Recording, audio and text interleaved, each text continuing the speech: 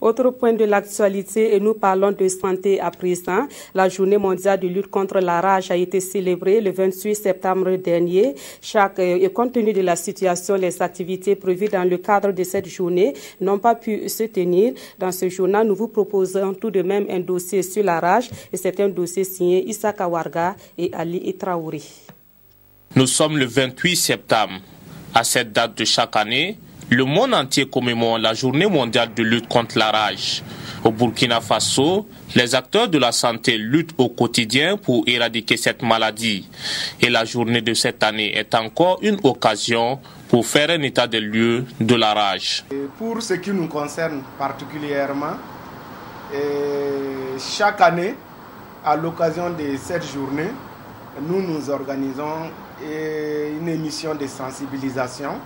Mais cette année, compte tenu de la crise, on n'a pas pu vraiment coordonner les choses et pouvoir vraiment faire quelque chose. Au Burkina Faso, rares de personnes sont atteintes de la maladie, dont les causes sont nombreuses.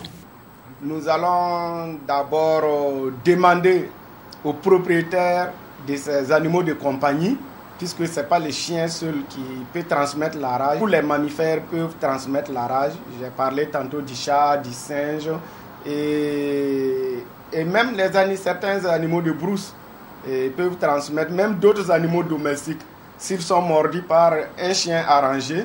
Et le chien arrangé qui les mord transmet à travers sa salive les virus de la rage et dans la lésion, et ça va se propager dans l'organisme. Une fois le virus contracté, la maladie de la rage survient peu après. La rage est une maladie, lorsqu'elle est déclarée, elle est mortelle. Lorsque le patient est contaminé, il peut encore être sauvé par la vaccination. Mais lorsque les signes de la maladie commencent, il n'y a plus, à ce jour, il n'y a pas de traitement et toute rage déclarée est mortelle.